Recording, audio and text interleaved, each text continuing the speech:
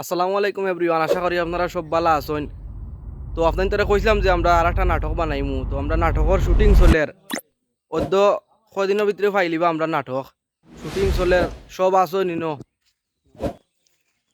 ও তো কাইন এখন বিরতি চলে, ঠান্ডা উন্ডা খাইরা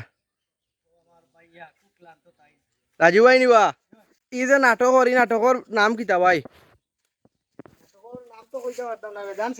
হ্যাঁ নাটকের নাম